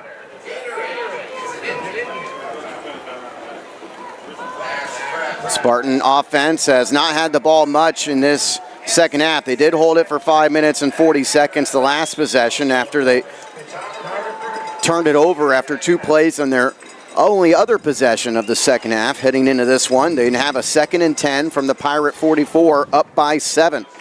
Pittsburgh has not led tonight, but they've been in this game throughout. Is an interesting play call to go back to Jones on a run. Jones hadn't really run much after the early part of the game. And you think maybe if they could have, done a real quarterback draw there, maybe it could have strung it out enough to take advantage of the defense. Jefferson now in the backfield with Knight. Turner Madge comes over, and it's Jefferson getting the pitch, and the Pirates reading it all the way, and they're going to bring him down for a loss. Terrific play made by Feta Tofeono, the leading tackler on this defense. Tofeono, boy, did he look strong on that one. Not fooled at all. And, for a team that, has run the veer for a million years, maybe a shotgun pitch isn't the best call here. Pirates use up their final timeout with 2:25 to go, but they've got a very good chance to get the ball back if they can stop the Spartans here on 3rd and 15. The winner wins an NCS Open Championship. The loser of this game will likely play Cardinal Newman next week for the NCS Division I crown. Cardinal Newman beating Akalani's 38-17, the last score we got from Dave Cox, who is doing the broadcast for YSN and the NFHS network, that Cardinal Newman Akalani's game. Cardinal Newman, the state record holder for consecutive wins before De La Salle. And one of their 44 in a row, or 43 in a row, whatever it was, 47, was over De La Salle. 3rd and 15 for the Spartans. They're looking for their 12th win in a row tonight, but more importantly, an NCS championship. Braden Knight again will take this snap out of the gun.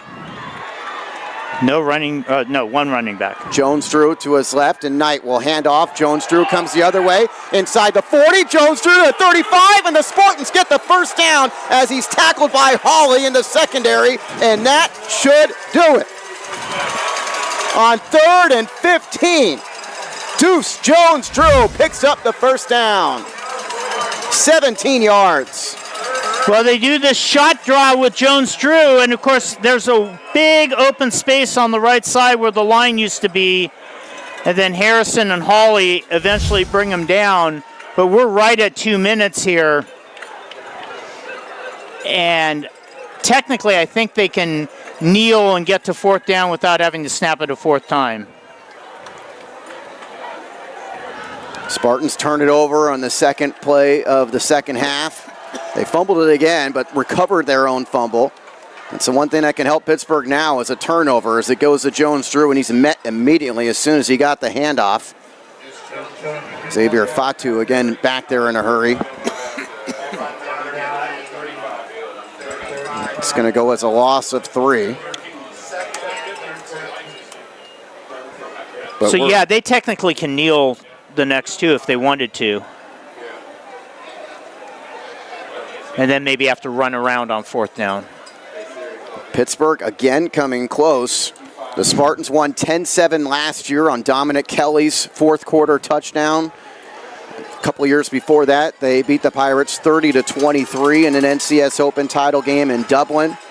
And now up by 7 this time around, as we're going to get a timeout called by the Spartans with 50 seconds to go. And I think everyone's wondering who called that, because no one ran the play clock down to 1 second there before calling the timeout. I think there's a dispute amongst the coaching staff perhaps on what they are doing, and it's possible Allenbaugh called the timeout because he realized we can kneel this out, because they can. There's only 50 seconds left. Take a knee, 40 seconds to 10, take a knee on 3rd down.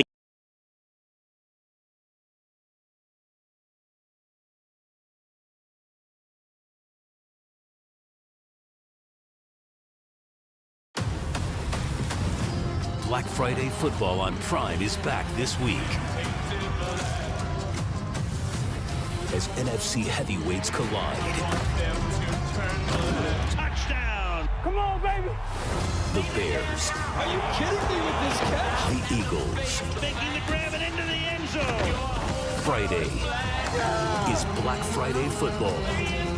Kickoff at 3 p.m. Eastern. Pre-game at 1:30 p.m. Only on Prime.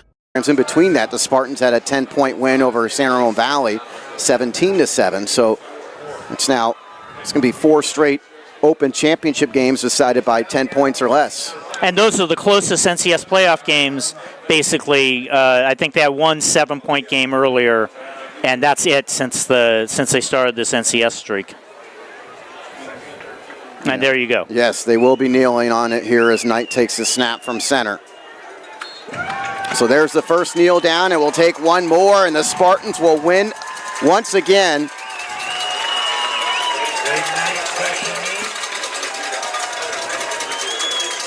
One more kneel down, and it's their 33rd next week against Cardinal Newman. I mean, everything you just said is so amazing. We've lost any ability to really understand it. It's insane that they have that kind of a winning streak, that anybody could possibly do it. And just hats off to De La Salle. Hats off to Pittsburgh. This was we thought coming in that there would be a little more offense than last year. And the score still wasn't out of control, 24-17. We thought coming in that there would be a little more offense than last year, and the score still wasn't out of control, 24-17, but only 6 points in the second half. It was 21-14 at halftime. And just Pittsburgh, there's a lot of respect between the programs. There's a lot of family. We were talking before we went on the air tonight how there's families that have had kids play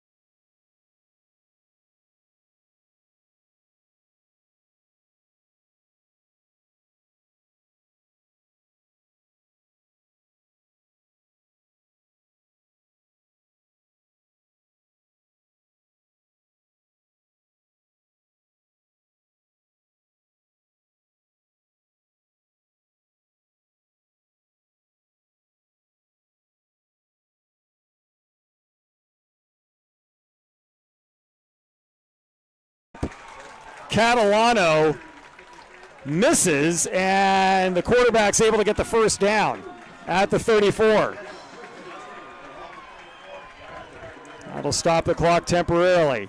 Clock starts up again, coming down to the 4-minute mark of the fourth. Energy starting to pick up in the stadium here a little bit. Catalano looking right, throwing right. That pass deflected again by Scott. That's got to be his third deflection on the game. Yeah, he is all over the field, and I would have thought, especially going into this second half, that Centennial would have drawn up a couple plays to kind of keep the ball away from Scott and his side of the field, but he is just all over the ball so far this second half. Yeah, the defensive end on the near side is Muta Uyunglele, and now we got an offside call that's going to go against Mater Dei.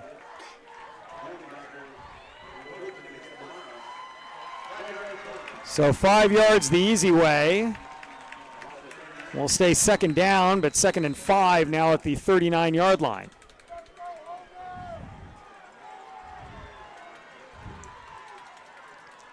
Keeping it is Catalano. He's going to get across the 40, and he will be close to a first down, maybe about a half yard short.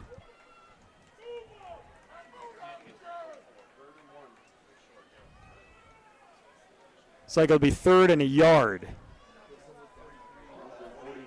Clock continues to wind here, and the officials finally stopped with 3:29 to play, as there's an injured Mater Dei Monarch down at the point of the tackle.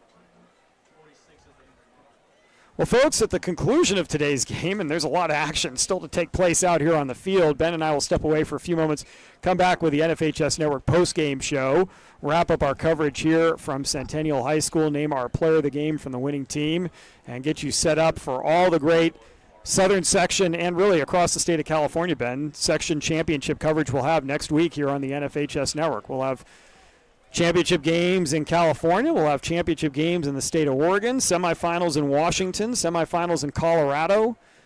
New Mexico pushes into state championships. If you like football, and high school football in particular, got a lot of great games coming your way on the NFHS network. That was Uyunglele, who is the injured Monarch, but he jogs off the field, so that's good to see. But he's got to sit for at least a play, so he's out of the game. It's 3rd down and a yard on the board, but about a football length needed for Centennial to get a first down and keep the drive going. 3:29 to go. Officials are going to start that clock up again. Catalano wants to move the sticks. Lewis the carry. Lewis charges forward. He's got the first down to the 48.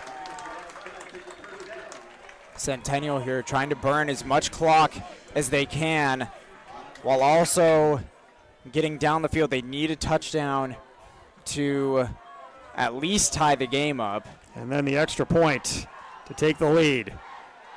Still 52 yards in front of him, though. Pressure coming. Catalano's going to throw, and the catch is made by Brown. Inside the modern-day 45-yard line. Looks like he's going to be short of the first down by a yard, a gain of 9. DJ Clanson had a hand in Brown's helmet, essentially. Tried to strip the ball out before he caught it, but Brown able to hang on. 2nd down and 1. Delayed handoff, Lewis. Lewis is going to get the first down. He needed to get to the 42. He gets to the 41. Another first down for the Huskies. Now, this is a methodical march for Centennial that started their own 24-yard line, but Mater Dei is limiting the yardage that the Huskies are getting. And they've been tough once Centennial's gotten down inside this part of the field against the Monarchs defense. Handoff Lewis again. He's around the left-hand side, and Lewis is going to get tackled right around the 30. It's another first down.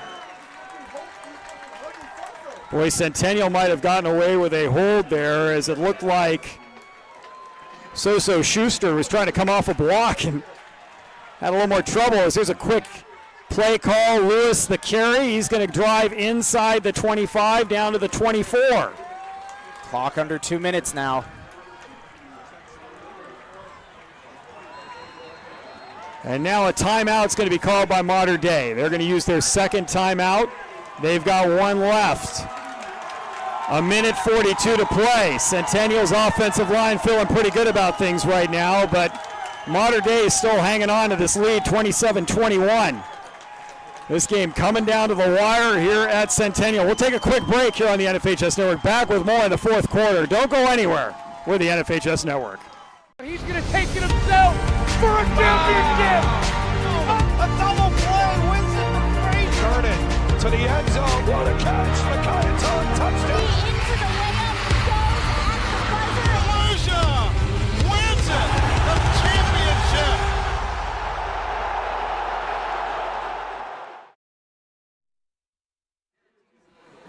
Mater Dei just called a timeout. They've got one left. Centennial's got 2. Ben, you keep it on the ground. Xander Lewis, who stepped in a little bit for Malachi Davis here in the second half, is doing a nice job, and you've always got the read option with Catalano. Yeah, I honestly think you keep it on the ground all the way here. You've marched down the field pretty much essentially on your feet. You've had 2 passes so far that have been completed, and you want to burn as much clock here when Mater Dei gets the ball back. So on the ground seems like the option right now, unless you can complete a pass over the middle. Well, right now Mater Dei is putting everyone near the line of scrimmage on 2nd down and 4. Catalano with some words to Lewis in the backfield. Play action, throwing, end zone, Brown, caught, and is that a touchdown? It is! Touchdown, Centennial!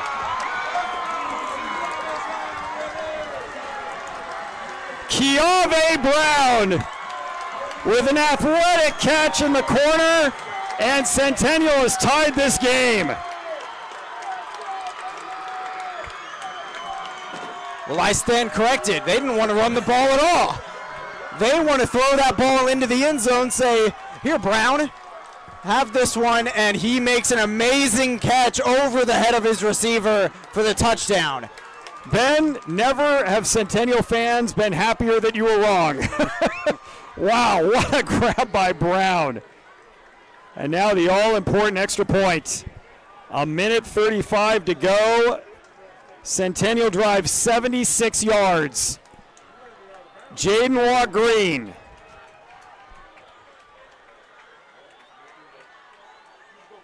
High snap. Green's kick on the way. Centennial up 28-27. Our 5th lead change. 1:35 left in the game. Mater Dei only has to get within field goal range to take the lead. They've got one timeout, and we've got plenty of drama here at Centennial High School here in the 4th quarter. This game has been everything we have prepped it to be. Expectations were high coming into today's game, and I think they've been exceeded. They have.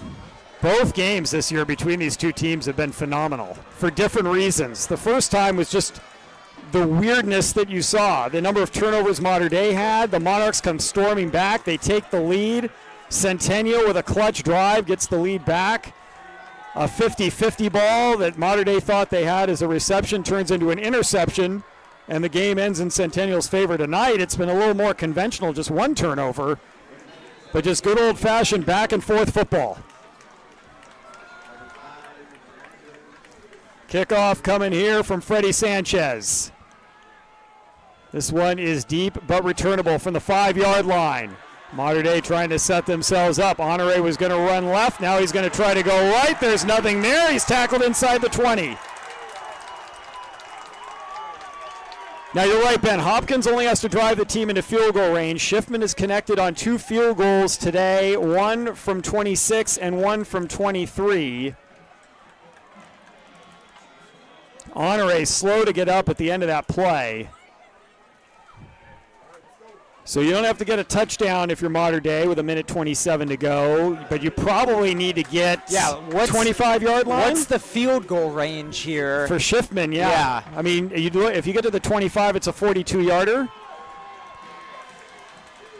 For the win, with 1:27 and one timeout. Starting at your own 19-yard line, Ryan Hopkins. There's got to be a lot of out routes here. You want everything to the sidelines. The table has been set for you. Here we go.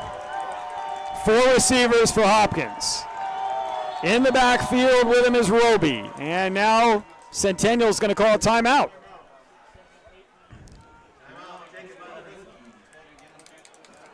And I think Centennial had 12 players out on the field for the second time in the game. Once on special teams and now on defense. And so Centennial's going to use a timeout, so now each team with one left. And that just allows us to sit with a suspense for a little bit longer here at Centennial High School. Well, folks, thanks so much for joining us here today on the NFHS Network. What a game we have seen here tonight. 59 degrees at kickoff time. We've got good November football weather here in Southern California. Had rain earlier in the day, but it has been dry since about mid-afternoon, and been pleased about that. It's been... Well, last time we were here, it was dumping the entire game. All last weekend, everywhere. Yeah. And you saw it reflected in how the games were played. And talking to Coach Lara beforehand, I said, well, does it help a lot? And he's all, yeah, we got a dry ball today. We got to see a lot more fireworks. And Coach Lara hoping his offense can get some last fireworks together here in the final 1:27.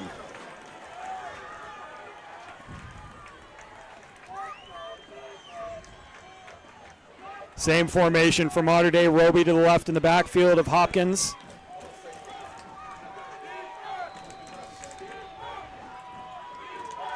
From the 19-yard line, first down. Hopkins looking to throw, has some time. Far side's going to connect. And jumping out of bounds with the catch is Henry at the 25-yard line. That'll burn 6 seconds and gain 6 yards.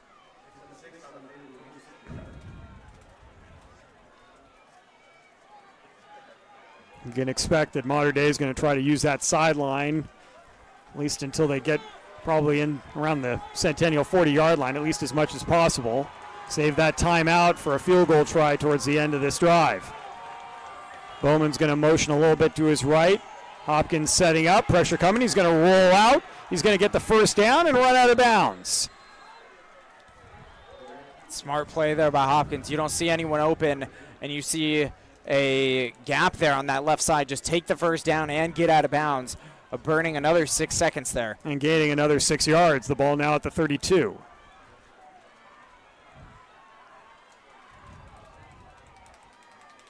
Centennial going to shuffle some players in and out. Keave Brown hobbling a little bit is going to come out of the game, as checking in is Obadiah Baldwin. At linebacker, Brown nicked his ankle up a little bit earlier in the half, but had that great touchdown catch a moment ago to give his team the lead, or at least tie the game up. Walk Green's extra point puts Centennial in front. Here comes Hopkins rolling out right, throwing across the middle. Bowman's got the catch. Bowman's got a first down. Bowman breaks a tackle and will take it into Centennial territory at the 45-yard line.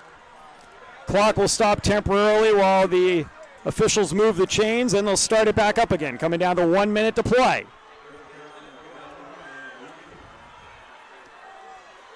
Hopkins looking left, has all day to throw into the end zone, man open and incomplete. That Henry matchup against Brett Smith Jr., you could cut just those clips from this game and show it as just an epic battle between wide receiver and defensive back. I mean, Smith almost picked that ball off. He was going down, Henry falling for the ball. Smith went with him, and it fell short almost right into Smith's arms. 47.3 seconds left, second down and 10 at the Centennial 45-yard line.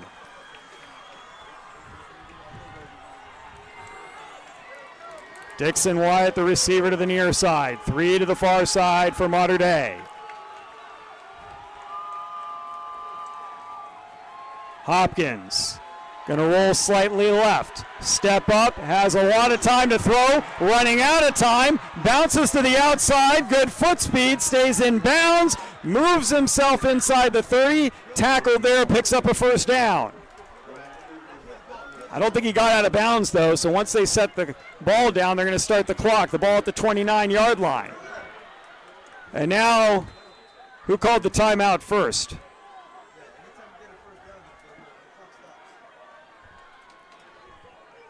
Mater Dei, or Centennial was trying to make a defensive change, and I think they had too many guys on the field, so they had to call timeout again. They're trying to make a substitution, and they couldn't get the player off.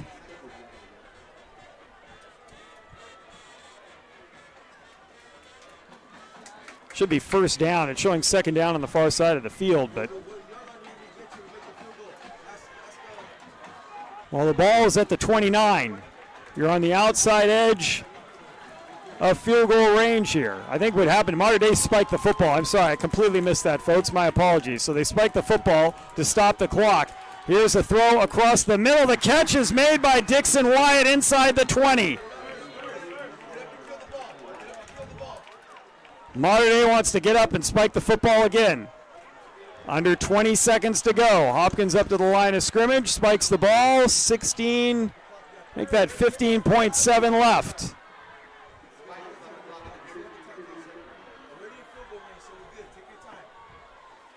Well, boy, now, Ben, you're well within Schiffman's field goal range here. If you don't get another yard, the ball's at the 17-yard line. They're resetting the clock here. The ball's at the 17-yard line. You'd be looking at a 34-yarder from the left hash. It's doable for Mater Dei, absolutely doable. They have one timeout they can use. Officials put 1.3 seconds back on the clock, 17 seconds to play. Hopkins has done a nice job moving his team down the field. Roby to his right in the backfield. Here comes the pressure. And Hopkins is sacked. Back at the 25-yard line, and Mater Dei is going to have to use their final timeout.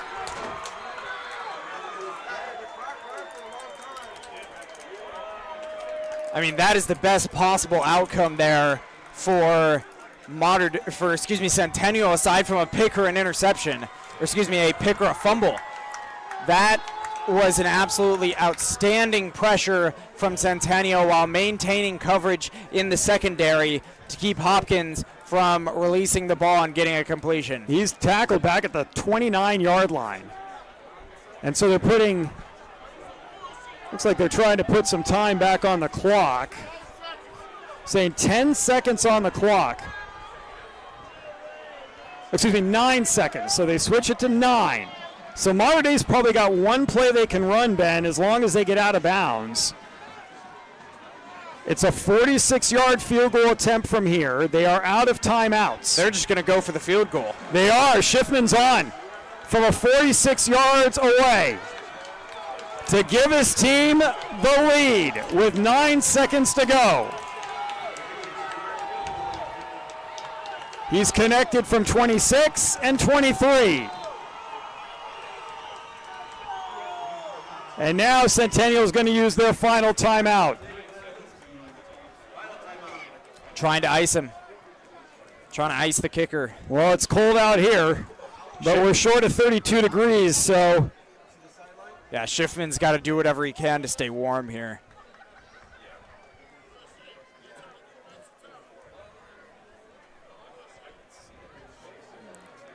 Well, folks, it all comes down to this. A field goal to win the game. Yeah, the winner of this is going to play Santa Margarita, who has triumphed over Orange Lutheran in a blowout, 31-6 at the Rose Bowl. So this play right here decides that. All right, take two. Both teams now out of timeouts.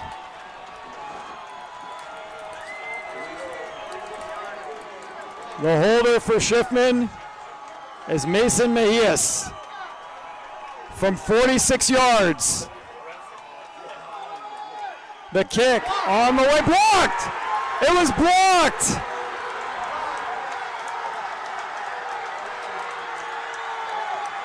Centennial blocks the kick.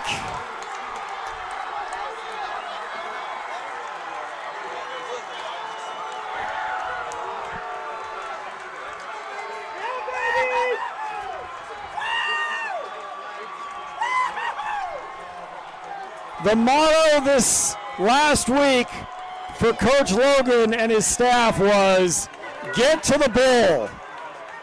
Get to the bowl. And they are 2.1 seconds away from doing exactly that.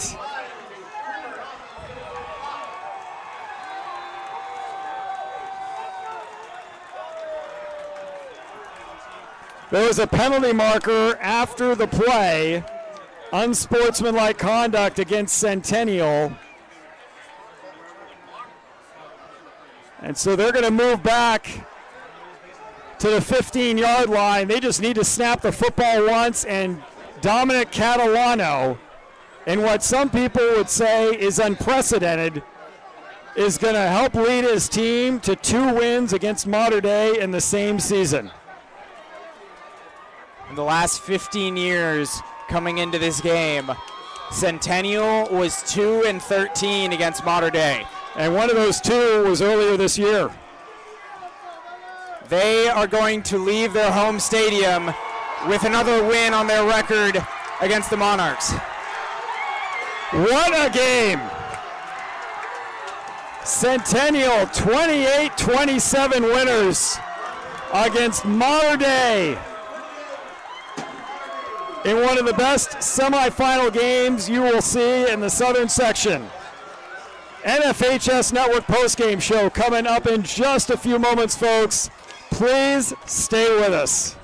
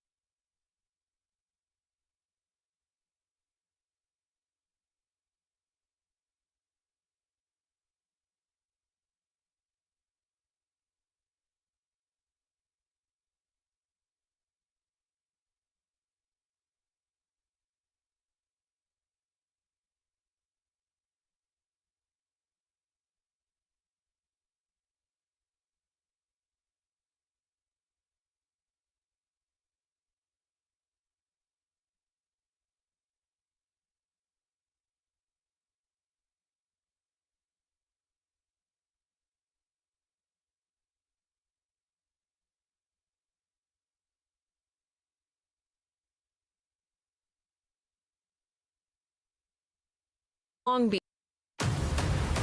Black Friday football on Prime is back. It's the NFHS Network postgame show. Jeff Kurtz alongside Ben Kurtz. Ben, what a game we just saw. We saw back and forth between two teams. We saw 5 lead changes. Centennial gets the lead in the final minute and a half of the game on a great touchdown pass from Catalano to Brown. Mater Dei drives all the way down the field. They have a 46-yard field goal opportunity. It is blocked. Centennial holds on for a 28-27 win. They'll face Santa Margarita next week in the Division I championship game. I mean, coming into this game, first drive for Mater Dei, they score a touchdown instantly. First drive for Centennial, first drive of the game, turnover on downs. And I think the expectation in this stadium was that Mater Dei was going to run away with this one. But Centennial stuck with them. After 3 turnovers on downs in that first half, they went touchdown to take the lead going into the second, and then it was back and forth the entire second half. Ben, we talked about it earlier, but it was resilience. And Centennial showed a lot of resilience early on when it looked like